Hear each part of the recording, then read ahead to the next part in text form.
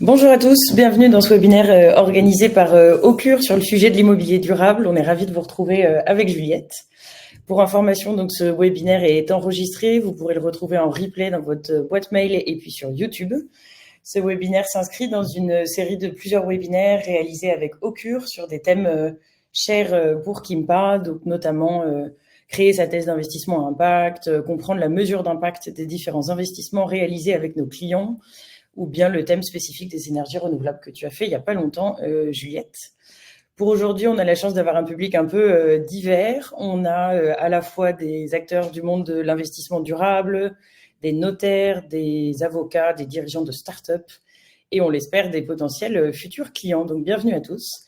De mon côté, donc je me présente, je m'appelle Alix, je suis family officer au bureau de Paris et donc je suis en charge de l'accompagnement patrimonial de plusieurs familles dans toute la France. Et je te laisse te présenter, Juliette. Oui, merci Alix. Donc moi, je suis Juliette Lambrec, je suis analyste actif réel chez Kimpa.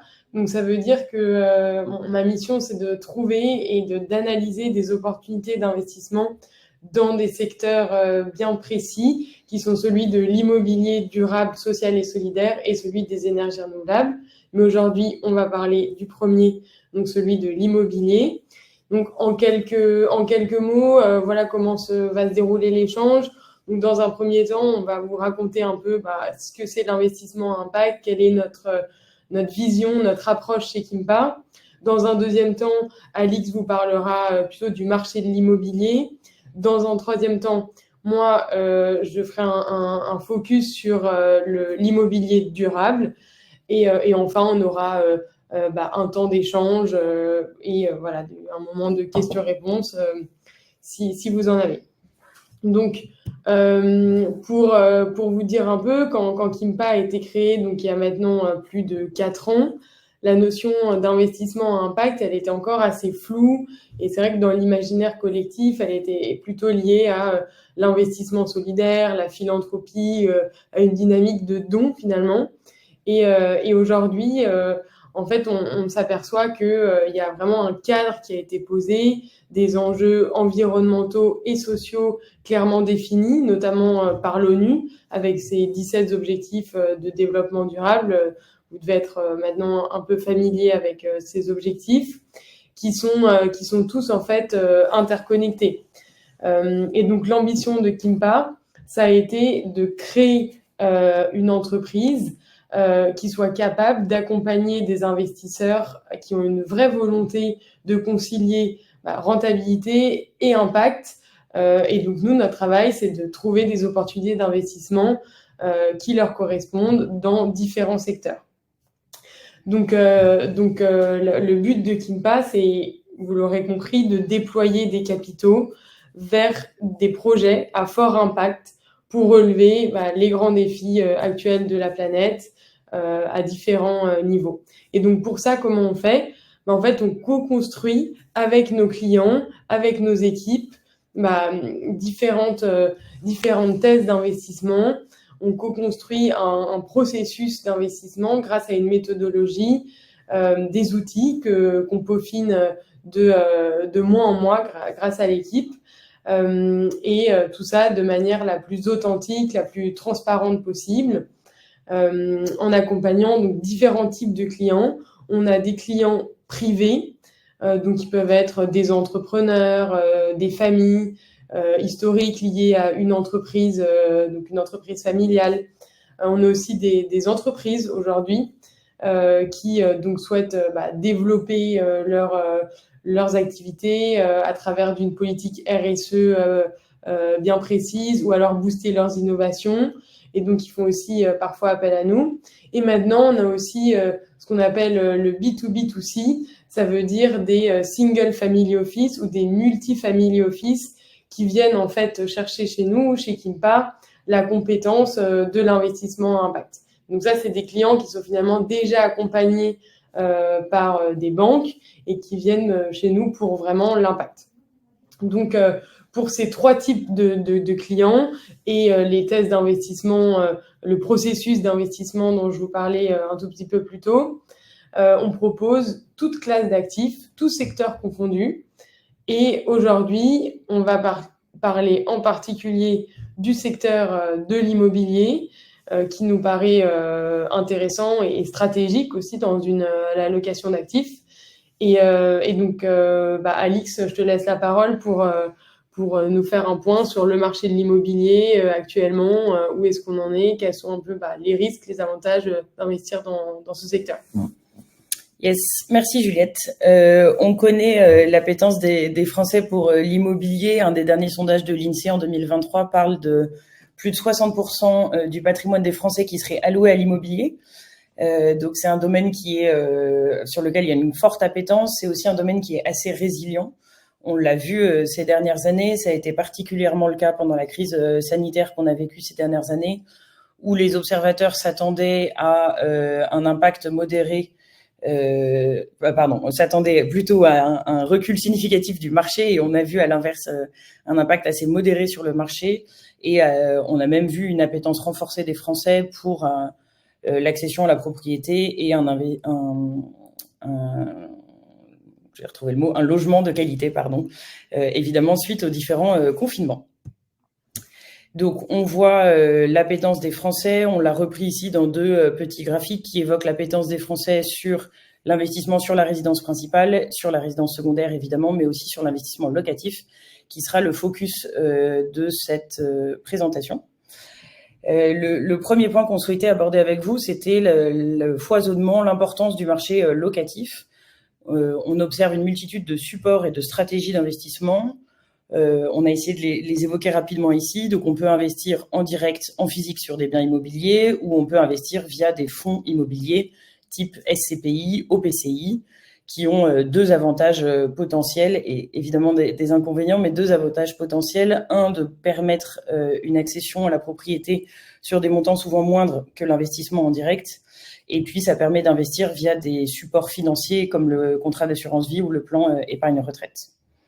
On peut aussi investir en immobilier, en promotion ou en réhabilitation.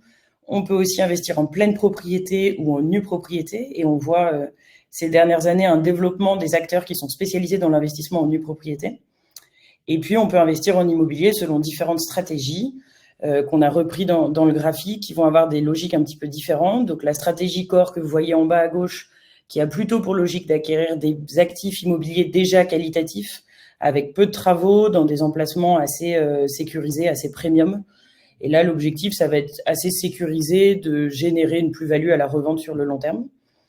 Si on avance un peu dans les différentes stratégies, on va avoir ensuite une stratégie plutôt value-add qui va, à l'inverse, avoir la nécessité d'une gestion assez dynamique, notamment avec pas mal de travaux. C'est plus risqué. Les biens, en revanche, vont être à la base un peu moins onéreux. Et là, l'objectif, c'est de créer de la valeur via les travaux pour en améliorer le rendement locatif et en faire des biens corps, donc les faire changer de catégorie. Et puis, la dernière stratégie, qui est une stratégie opportuniste, qui porte plutôt sur des opérations de promotion immobilière ou sur des restructurations importantes. Et comme son nom l'indique, c'est une stratégie qui vise plutôt à déceler des opportunités au cas par cas quand elles se présentent. Les risques sont plus importants, mais la profitabilité est potentiellement beaucoup plus importante aussi. Ensuite, on ne pouvait pas évoquer l'investissement immobilier locatif sans parler des enjeux de fiscalité qui sont très importants. Sur l'impôt sur le revenu, on a une pluralité de modèles fiscaux possibles. On peut, en cas de location nue, imposer ses revenus, ses loyers en revenus fonciers, avec deux sous-régimes, le micro et le réel, qui permet de déduire les charges effectivement supportées. On peut aussi choisir l'imposition en BIC, bénéfices industriels et commerciaux, là aussi avec une logique micro, une logique au réel, qui va donc rejoindre le régime du loueur meublé non professionnel, LMNP, qu'on connaît bien, ou LMP d'ailleurs, loueur meublé professionnel, quand les différentes conditions sont réunies. Sur l'impôt sur le revenu, on a aussi un certain nombre de dispositifs fiscaux pour lesquels les Français sont assez appétents. Le plus connu est le Pinel, qui a évolué un peu dans le temps, donc qui s'appelait le Cellier, le Duflot, maintenant le Pinel, qui vient d'être modifié en 2023 pour le Pinel Plus. Mais on a aussi d'autres dispositifs fiscaux un petit peu moins connus, comme le de Normandie, les monuments historiques, le Malraux, etc. Donc ça concernait la première colonne de gauche, donc l'imposition sur les revenus liés à l'investissement locatif. On a deux autres impositions importantes à avoir en tête, l'impôt sur la fortune immobilière, qui est un impôt de patrimoine, et puis la fiscalité sur la plus-value de cession au moment de la revente du bien. Voilà, une petite introduction sur les différentes stratégies et possibilités d'investissement. On voulait ensuite évoquer avec vous les différents avantages, ou en tout cas essayer de décortiquer les raisons de l'appétence des Français pour l'investissement immobilier. Je mets ici de côté, donc on ne l'a pas mis sur la slide, le souhait assez répandu chez les Français d'être propriétaire de sa résidence principale. C'est un acte de prévoyance important en gestion de patrimoine pour préparer sa retraite et puis pour préserver son cercle familial en cas d'accident de la vie.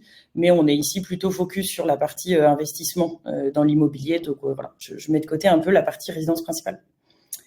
Donc, on a identifié ici 4 grands avantages de l'investissement immobilier locatif.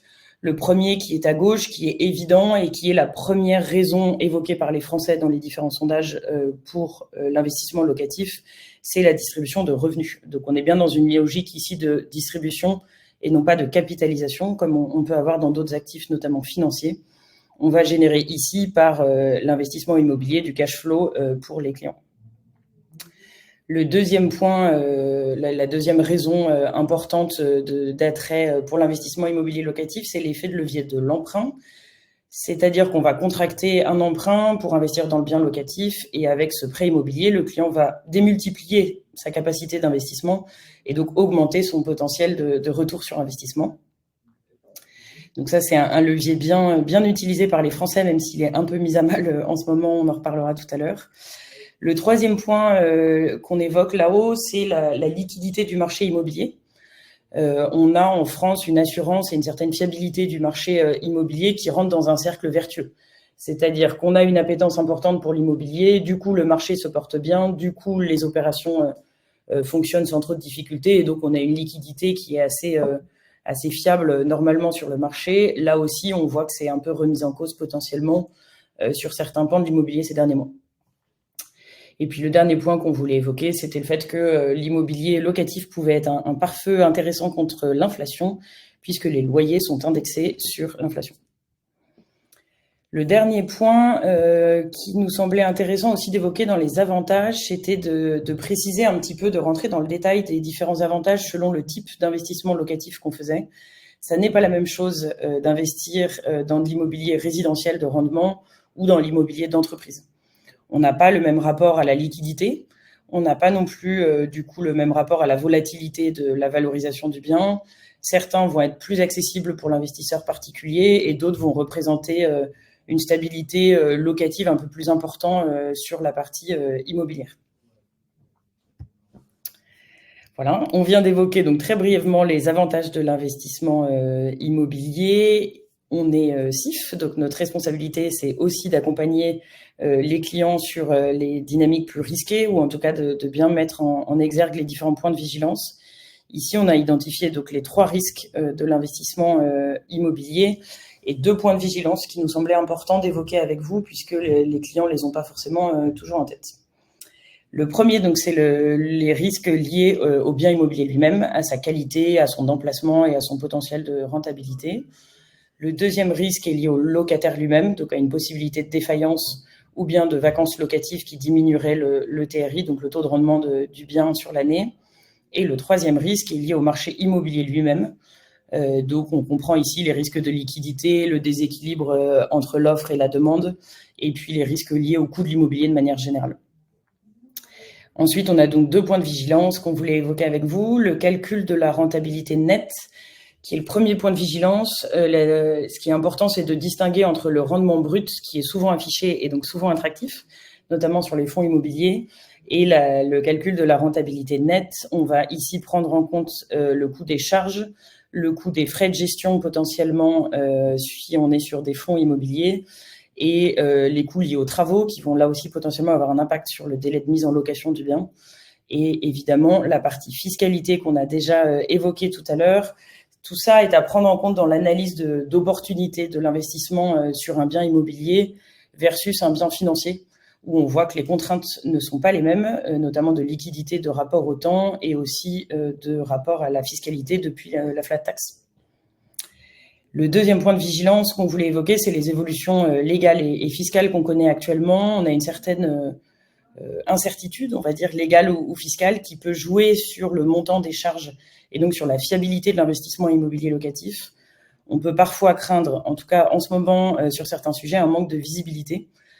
Ça a été le cas, enfin c'est le cas sur 2-3 points qu'on voulait évoquer très rapidement.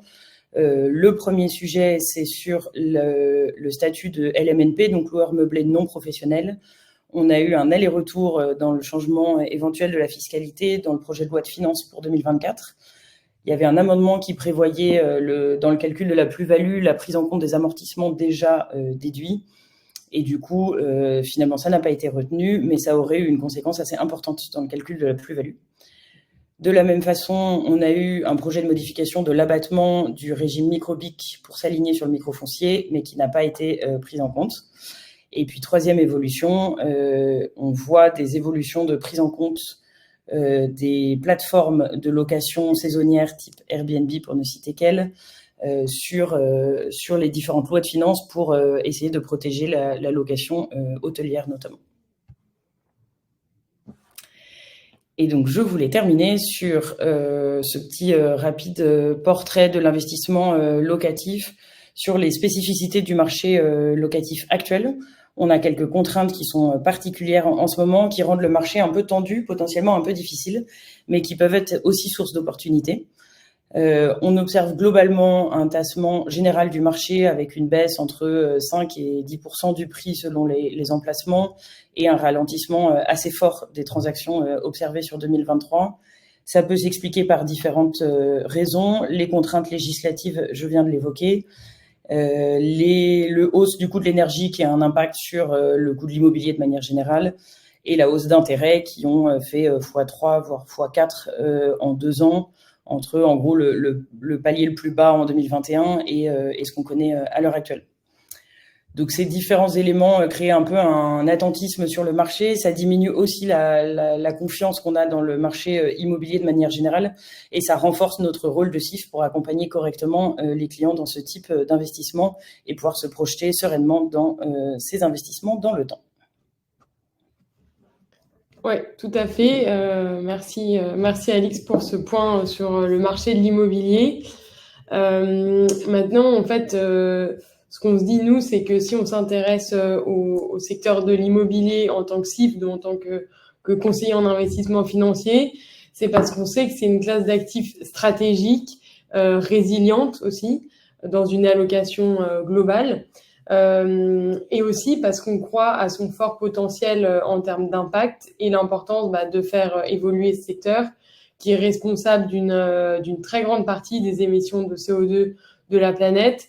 Donc là, pour donner un peu des ordres de grandeur et voir quel est finalement le poids de l'empreinte carbone des bâtiments, j'ai voulu mettre quelques grands chiffres. Donc à l'échelle du monde, les bâtiments, ils génèrent plus de 39% des émissions de CO2. Donc c'est évidemment très conséquent. À l'échelle de l'Union européenne, c'est un petit peu moins, mais ça reste très élevé puisqu'on est à 36% et en France, 25%. Et d'ailleurs, on sait que l'empreinte carbone des matériaux liés à la construction des bâtiments en Europe, elle est de 250 millions de tonnes de CO2. Donc c'est évidemment colossal. Et en plus, on observe plutôt une tendance à la hausse des émissions du secteur des bâtiments, qui est tirée en fait par la hausse du niveau de vie global et à la demande d'électricité des ménages et donc du logement, des bâtiments. Mais bon, tout ça est quand même encadré par un cadre législatif à différentes échelles, là encore, qui donne finalement des grandes trajectoires et des objectifs. Donc au niveau mondial, on a l'accord de Paris qui s'est décliné avec des contributions nationales déterminées. Donc c'est-à-dire que chacun des pays signataires de l'accord de Paris donne des grandes trajectoires, mais finalement c'est peu contraignant. À l'échelle européenne, on a le Fit for 55, qui est donc un paquet législatif qui a été publié par la Commission européenne en 2021 donc qui propose des actions concrètes pour décarboner différents secteurs, différents pans de l'économie et notamment le secteur du bâtiment. Et là, en particulier, on a la directive sur la performance énergétique des bâtiments, donc la DPEB, qui exige qui donne certains objectifs de réduction de la consommation d'énergie des bâtiments, avec différentes échéances aussi temporelles, pour finalement moderniser le parc immobilier. Mais là encore, c'est relativement peu ambitieux, ou en tout cas trop peu rapide pour avoir un effet immédiat sur les émissions de ce secteur.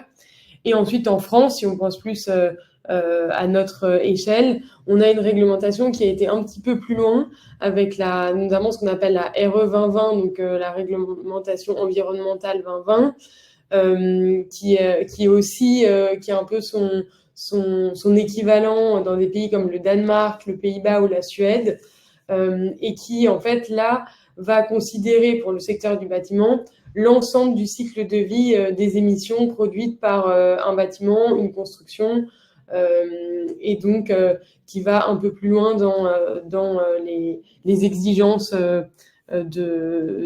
pour le secteur. Donc là, je vais peut-être pas entrer dans le détail de toutes ces réglementations, mais c'est vrai qu'en France, on en a pas mal, et tout ça est lié à une stratégie nationale bas carbone, donc la SNBC, et aussi plus récemment à la loi climat et résilience, qui inclut le diagnostic de performance énergétique, donc le fameux DPE, dont on entend pas mal parler ces derniers temps. Donc là, pareil, je vais peut-être pas revenir sur exactement en quelle année, quelle classe donc notée sur ce fameux DPE sera interdit. Là, il y a un petit schéma qui nous donne les grands objectifs.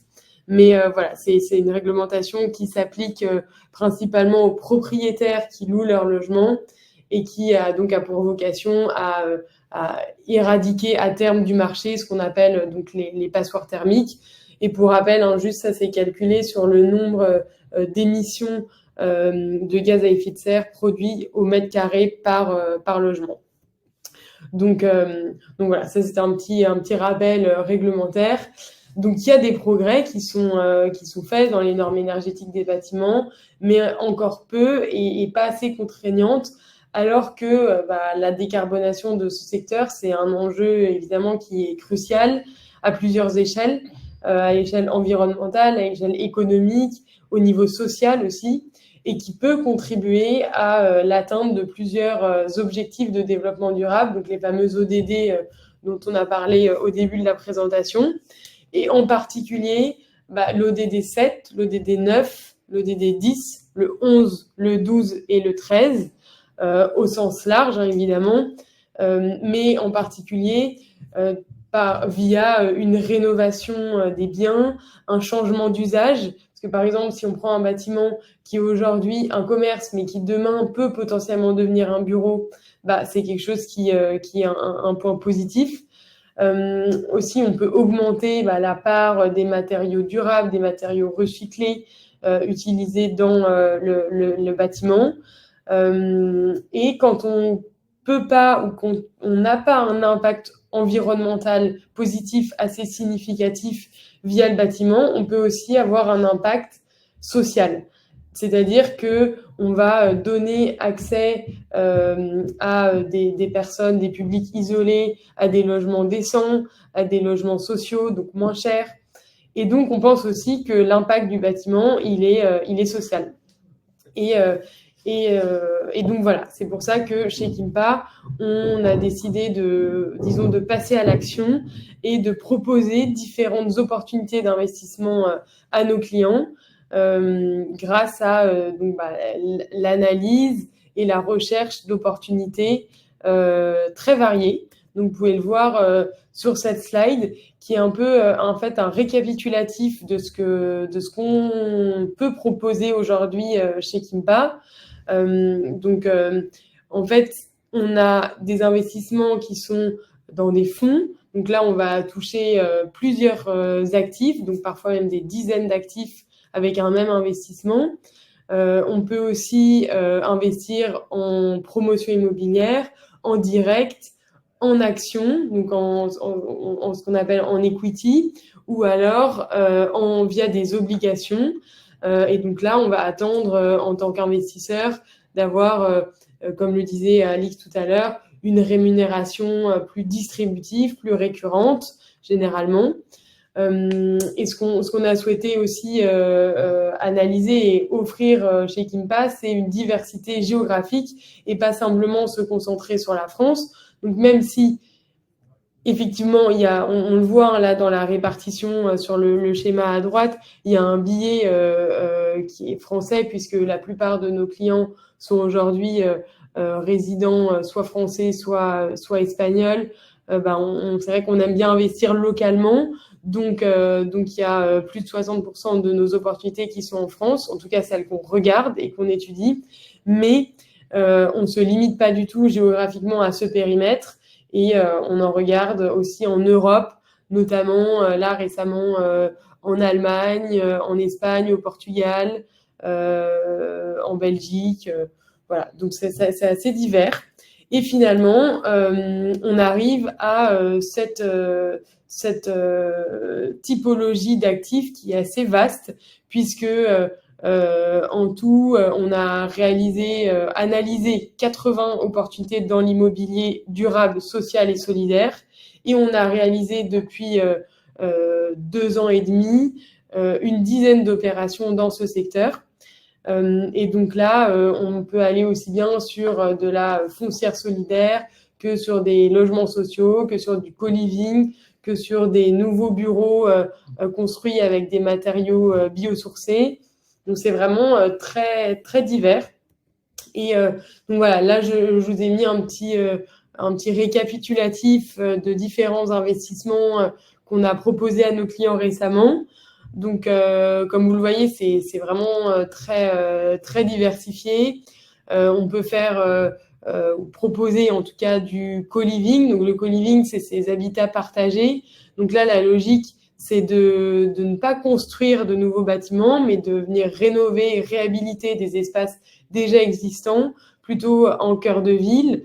Ou alors, on peut aussi faire de l'habitat partagé, mais là pour des publics un peu plus ciblés, qui sont par exemple des personnes âgées ou des personnes qui ont des troubles cognitifs et qui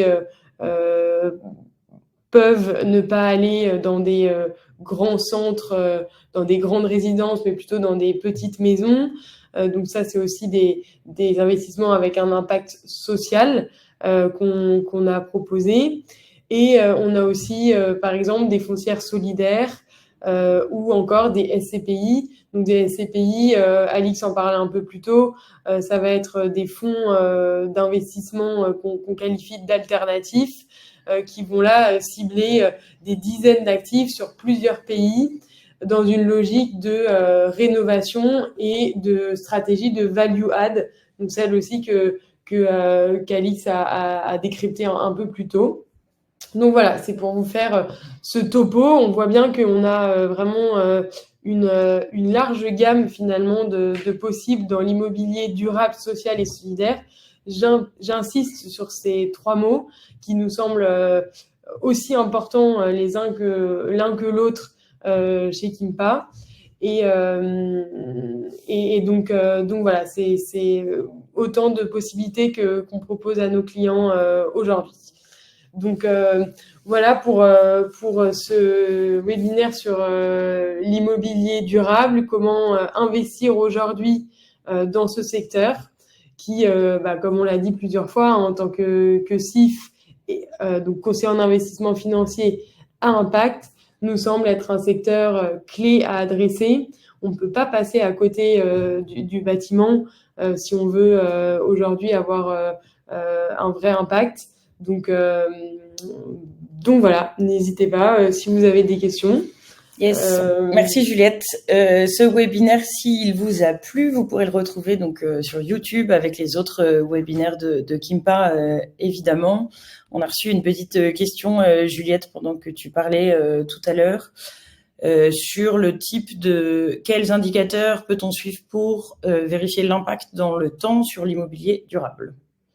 Est-ce que tu peux nous répondre à cette petite question? Alors, quels indicateurs pour mesurer l'impact?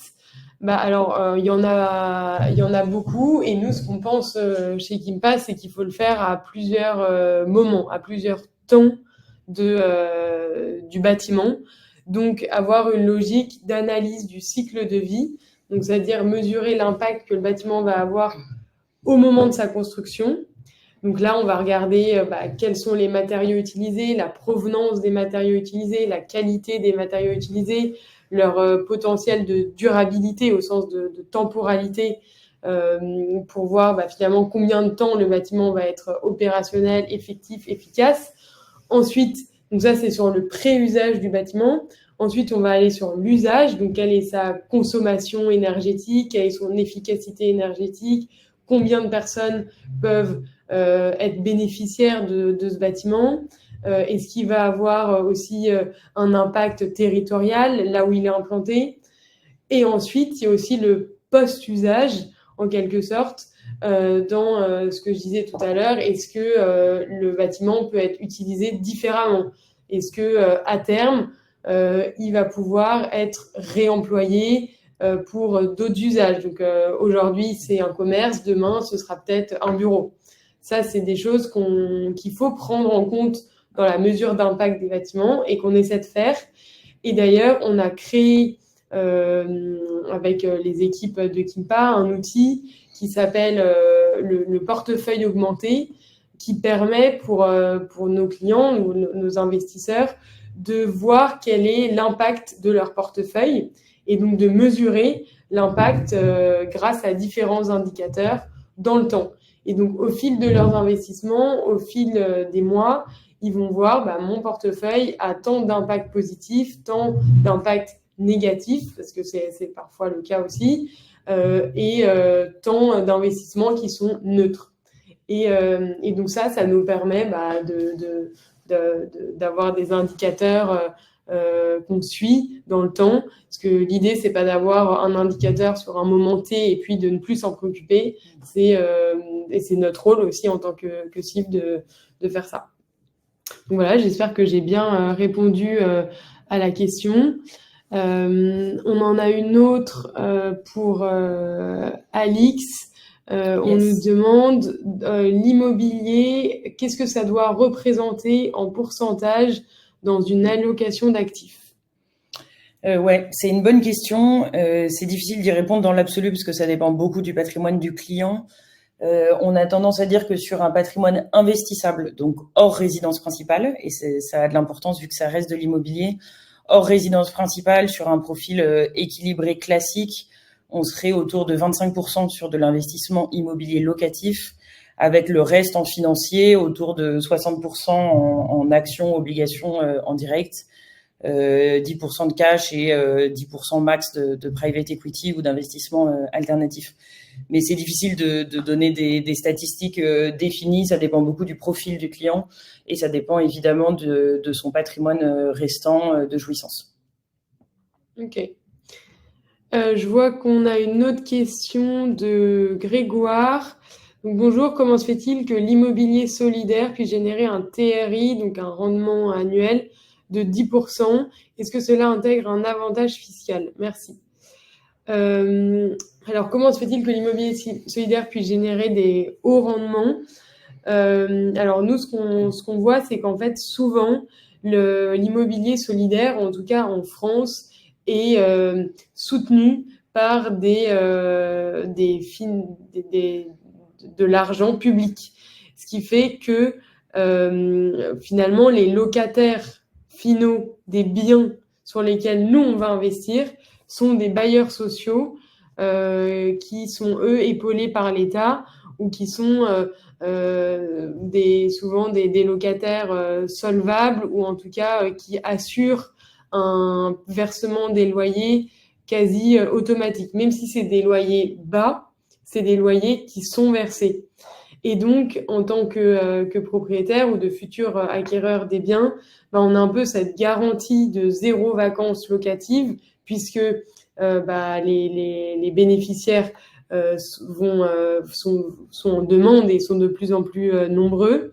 Et aussi puisque le payeur, la personne qui va payer le loyer est finalement soutenu par l'État ou des aides publiques en tout cas. Et est-ce que cela intègre un avantage fiscal? Ça peut être le cas. Ça dépend de l'entreprise ou de la foncière qui est à l'origine de la proposition d'investissement.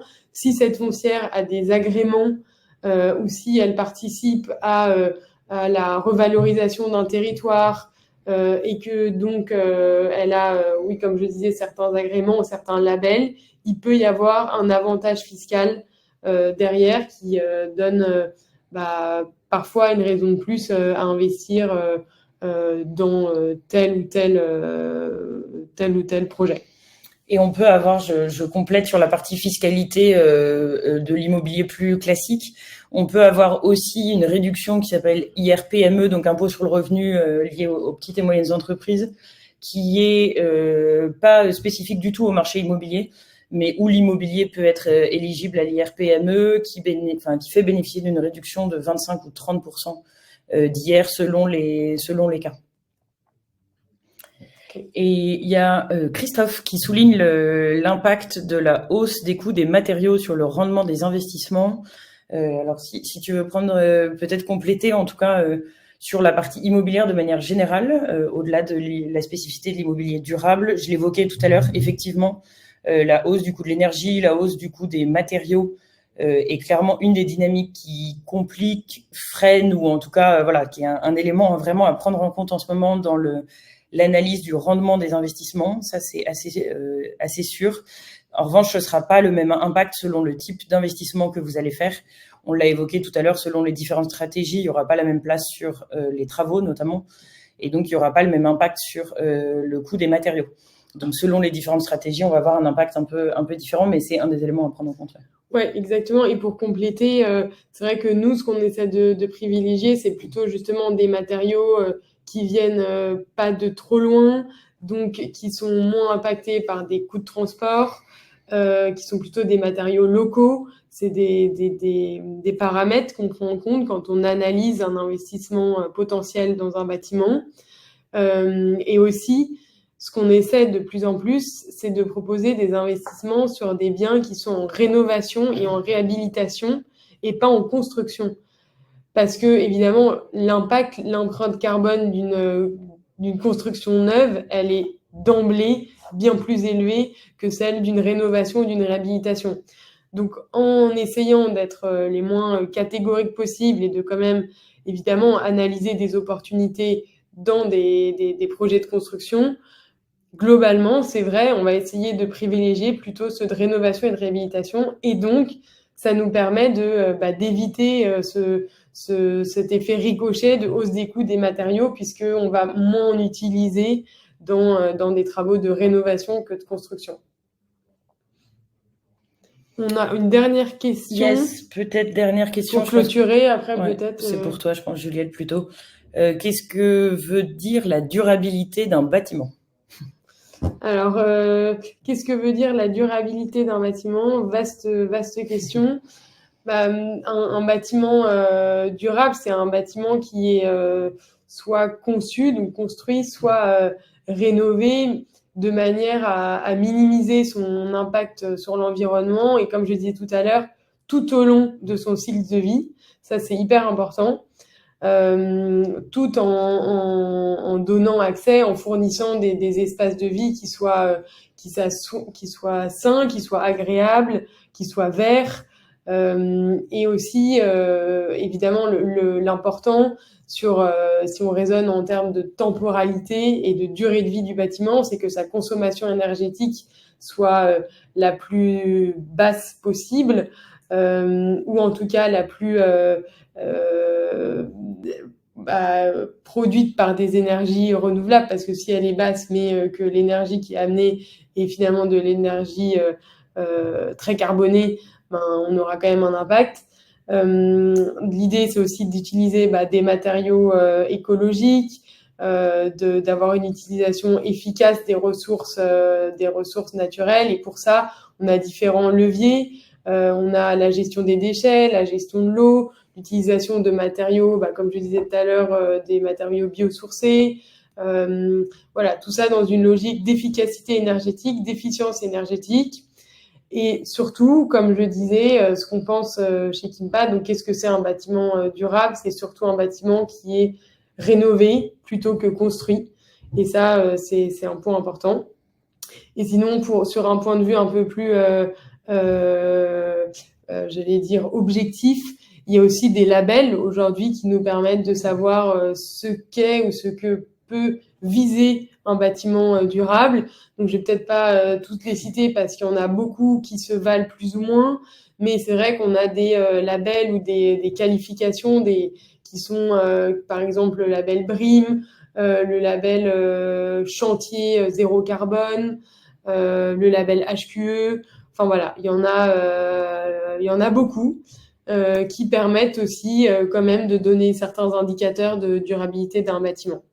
Donc voilà ce que je peux vous dire pour rester assez brève. En plus, je vois que le temps avance, donc je pense qu'il est peut-être temps de conclure. S'il n'y a pas d'autres questions, je regarde rapidement dans le chat, mais non, je crois qu'on a répondu à toutes les questions. Donc voilà, on va s'en arrêter là pour aujourd'hui. On espère que c'est un webinaire qui vous a plu, qui vous aura intéressé, que vous aurez appris des choses. Et surtout, n'hésitez pas si vous souhaitez nous poser des questions. On est disponible quand vous le souhaitez, aussi bien à l'IC sur la partie plus family office, gestion de patrimoine, stratégie d'allocation d'actifs, que sur la partie plus durabilité des bâtiments qui m'est propre. Voilà. Merci à vous tous. Merci Juliette, bonne journée à tout le monde.